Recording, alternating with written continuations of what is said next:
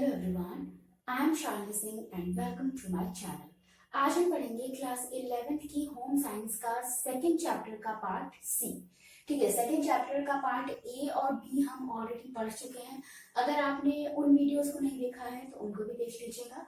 तो चैप्टर 2 का नाम है अंडरस्टैंडिंग द सेल्फ। ठीक है, खुद को समझना, सेल्फ को समझना कि सेल्फ कैसे बिल्ड होता है, कैसे जैसे जैसे हमारी एज बढ़ती रहती है हमारा जो सेल्फ के लिए कंसेप्ट है वो चेंज होता रहता है। ठीक है, तो ये सारी चीजें हमने ऑलरेडी पार्ट ए और बी में पढ़ी हुई है। आज हम पढ़ेंगे इन्फ्लुएंसेस ऑन आइडेंटिटी। जो हमारा पार्ट सी है उसका नाम ही है इन्फ्लुएंसेस ऑन आइडेंटिटी। कौन कौन से ऐसी चीज है, कौन कौन से ऐसे फैक्टर्स हैं जो कि हमारी आइडेंटिटी को प्रभावित करते हैं, जो कि हमारी आइडेंटिटी को इन्फ्लुएंस करते हैं। ठीक है, तो सबसे पहला उसमें फैक्टर है how we develop a sense of self. सबसे पहले तो ये चीज कि कैसे हम सेल्फ को डेवलप करते हैं, कैसे हमारे अंदर सेल्फ के लिए एक सेंस आती है, उसी का असर हमारी आइडेंटिटी पे भी पड़ता है। मतलब जैसा हमारा सेल्फ रहेगा, जैसा हमारा सेल्फ के लिए अंडरस्टैंडिंग रहेगा, वैसा ही हमारी आइडेंटिटी भी हो जाएगी।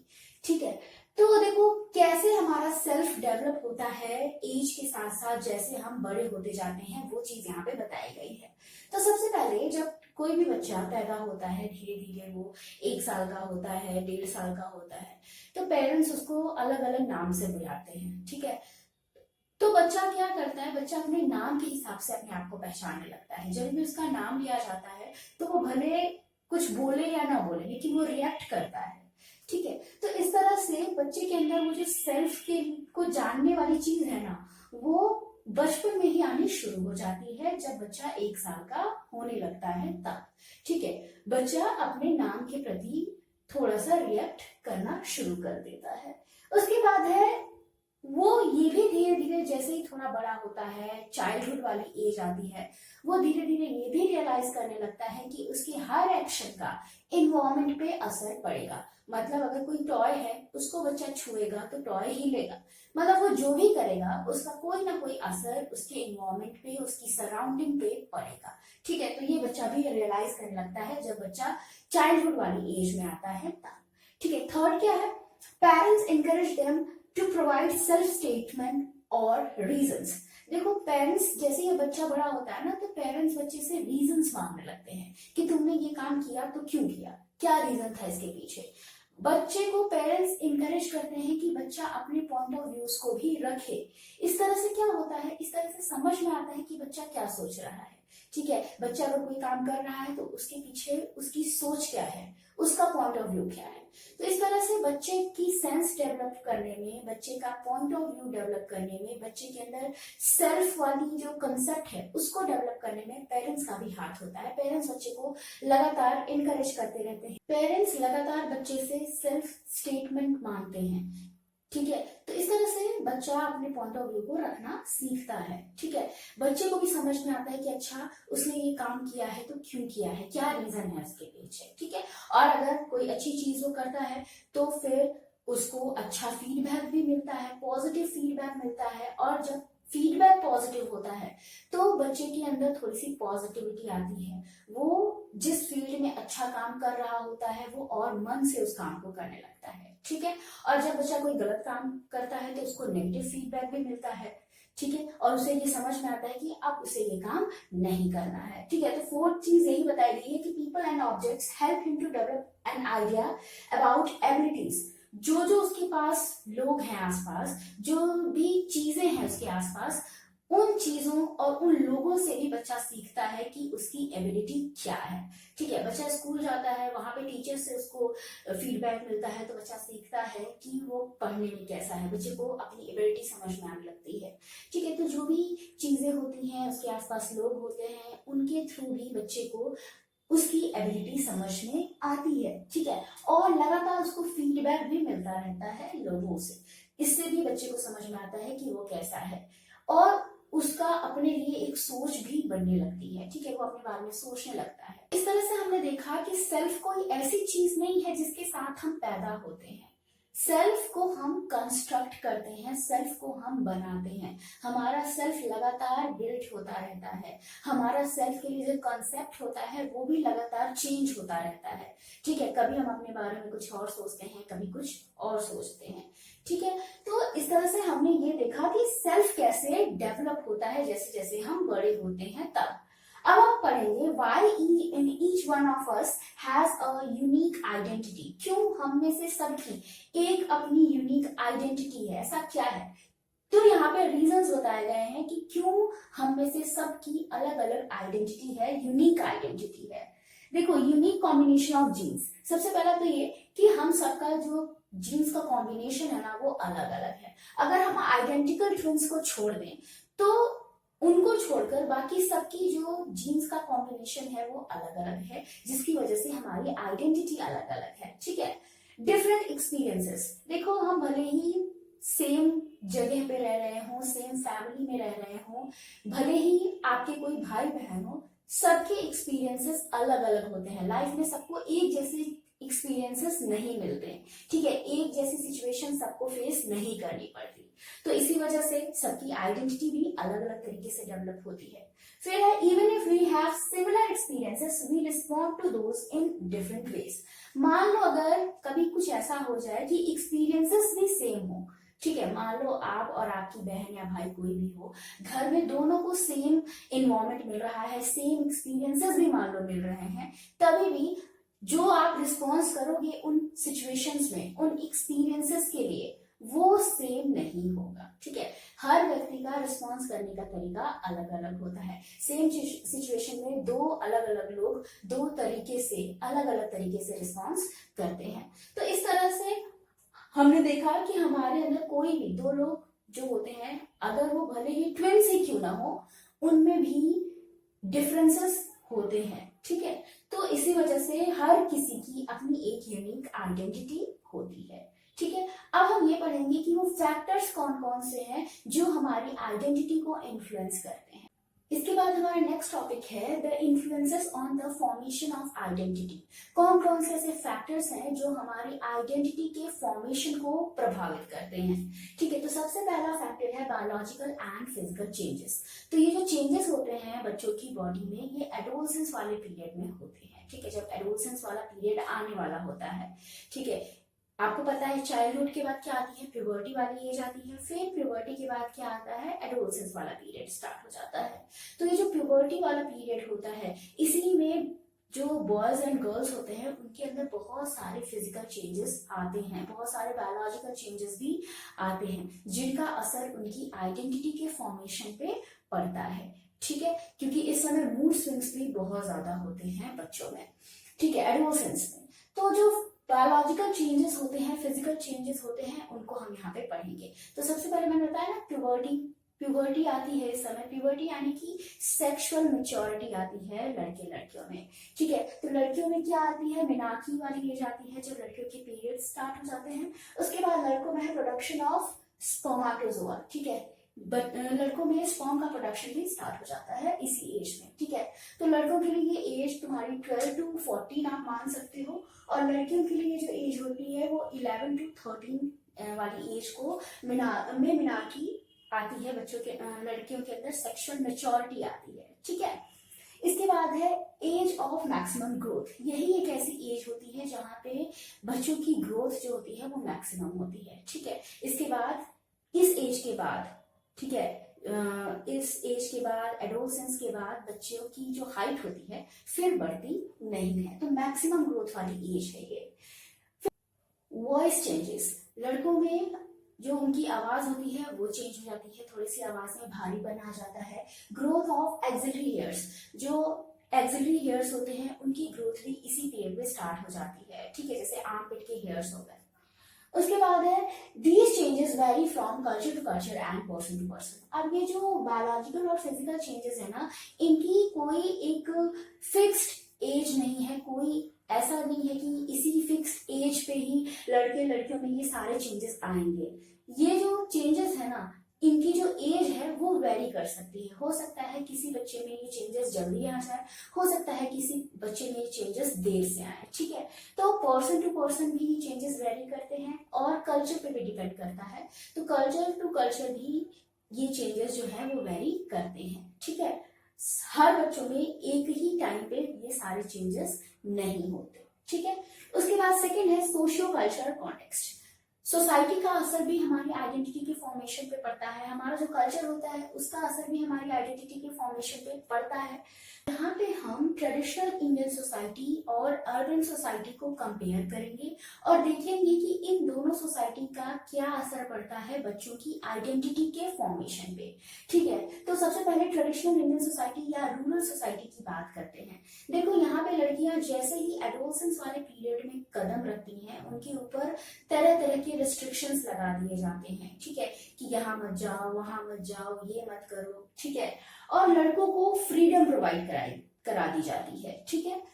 उसके बाद आप ये देखोगे कि यहाँ पे जो बच्चे होते हैं ना रूरल सोसाइटी में या ट्रेडिशनल इंडियन सोसाइटी में, ये अपने पेरेंट्स पे बहुत ज्यादा डिपेंडेंट रहते हैं, ठीक है।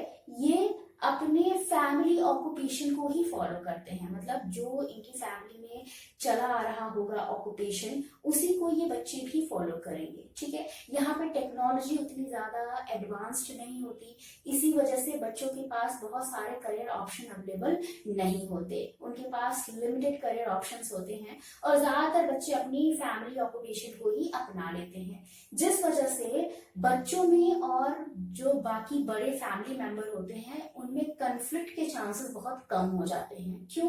क्योंकि बच्चे अपने आप ही पेरेंट्स की बात मान लेते हैं, जैसा पेरेंट्स चाहते हैं, जो करियर बच्चे के लिए पेरेंट्स चाहते हैं बच्चे वही चूज करते हैं। इस वजह से कॉन्फ्लिक्ट के चांसेस यहाँ पे क्या हो जाते हैं, कम हो जाते हैं। लेकिन वहीं पे जब हम अर्बन सोसाइटी की बात करते हैं या वेस्टर्न सोसाइटी की बात करते हैं, देखो अर्बन के साथ हमने वेस्टर्न इसीलिए लिखा क्योंकि भले ही इंडिया के जो सिटी वाले एरिया हो, इंडिया की जो अर्बन सोसाइटी हो, वहां पे भी वेस्टर्न कल्चर का असर पड़ता है, ठीक है। तो यहाँ पे देखो चाहे लड़की हो या लड़का, दोनों को फ्रीडम प्रोवाइड कराई जाती है, दोनों ही इंडिपेंडेंट होते हैं, अपने हिसाब से अपने लिए करियर ऑप्शन सेलेक्ट कर सकते हैं, ठीक है। यहाँ पर टेक्नोलॉजी बहुत ज्यादा एडवांस्ड होती है, इसी वजह से बच्चों को पता होता है कि उन्हें क्या करना है, क्या चीजें उनके लिए सही है, क्या चीजें उनके लिए गलत है। और टेक्नोलॉजी एडवांस्ड होने की वजह से बहुत सारे नेगेटिव असर भी पड़ते हैं इसकी वजह से बच्चों के ऊपर, ठीक है। तो इसी वजह से थोड़ी कंफ्यूजन बच्चों में ज्यादा हो जाती है, बच्चों के पास इतने सारे करियर ऑप्शंस अवेलेबल होते हैं कि बच्चों को समझ ही नहीं आता कि वो क्या चूज करें। और यहाँ पे कन्फ्लिक्ट के चांसेस भी ज्यादा हो जाते हैं। क्यों? क्योंकि बच्चे एक तो इंडिपेंडेंट है, वो अपने बड़ों पे बिल्कुल भी डिपेंडेंट नहीं है और वो वही करियर ऑप्शन चूज कर रहे हैं जो उनका मन कर रहा है, बड़े के हिसाब से वो नहीं चूज कर रहे, अपने पेरेंट्स के हिसाब से नहीं चूज कर रहे हैं, जिसकी वजह से कन्फ्लिक्ट के चांसेस यहाँ पे बढ़ जाते हैं। यहाँ पे ऐसी सोसाइटीज में बच्चों में और बड़ों में बहुत ज्यादा कन्फ्लिक्ट आपको देखने को मिलता है। ये जो इम्पैक्ट्स है ना, ये भी वेरी करते हैं फैमिली टू फैमिली और पर्सन टू पर्सन। जरूरी नहीं है देखो कि जो भी फैमिली रूरल सोसाइटी में रह रही है वहां पे लड़कियों पे रिस्ट्रिक्शंस लगाए ही जा रहे हैं। ऐसा भी जरूरी नहीं कि जो सोसाइटी अर्बन एरियाज में रह रही है वहां पे लड़कियों को फ्रीडम दी ही जा रही है, ठीक है। तो वेरी करता है फैमिली टू फैमिली और पर्सन टू पर्सन भी। यहाँ पे हमने जेंडर वे में बात की है। तो जब हमने सोशियो कल्चरल कॉन्टेक्स्ट की बात की तो हमने सोसाइटी की तो बात कर ली, लेकिन अब हम फैमिली और पीयर्स की भी बात करेंगे क्योंकि ये दोनों भी सोसाइटी के अंदर ही आते हैं। फैमिली से मिलके ही हमारी क्या बनती है, सोसाइटी बनती है। तो फैमिली का क्या असर पड़ता है बच्चे की आइडेंटिटी के फॉर्मेशन पे? देखो फैमिली से ही हमें केयर मिलता है, हमारी जो भी बेसिक नीड्स होती हैं वो फैमिली ही पूरी करती है, हमें सपोर्ट भी हमारी फैमिली ही प्रोवाइड कराती है, ठीक है। तो इस तरह से आप देखते हो जो अफेक्शनेट पेरेंटिंग होती है वो क्या होती है।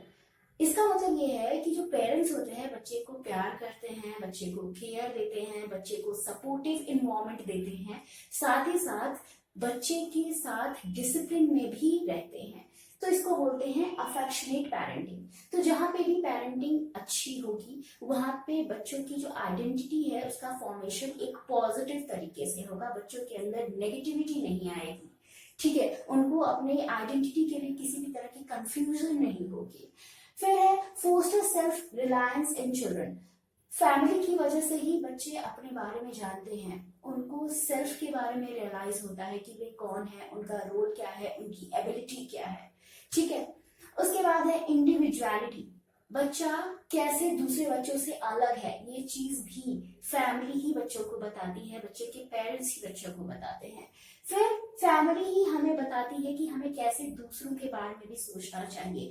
हमारे अंदर इंडिविजुअलिटी तो है, हम अलग तो है दूसरों से, लेकिन फिर भी हम दूसरों से कनेक्टेड हैं। तो एक जो भाईचारे वाली फीलिंग होती है ना, वो हमारे अंदर हमारी फैमिली ही लाती है। अपने कजिन्स के साथ, अपने ब्रदर सिस्टर्स, इनके साथ हमको कैसे अच्छे से रहना है, वो चीज भी हमें हमारी फैमिली बताती है। तो फैमिली हमें दोनों चीज बताती है, इंडिविजुअलिटी भी और कनेक्टेडनेस भी, कि हमारे अंदर इंडिविजुअलिटी भी है, हम दूसरों से अलग भी हैं, लेकिन वहीं पे हम दूसरों से कनेक्टेड भी हैं।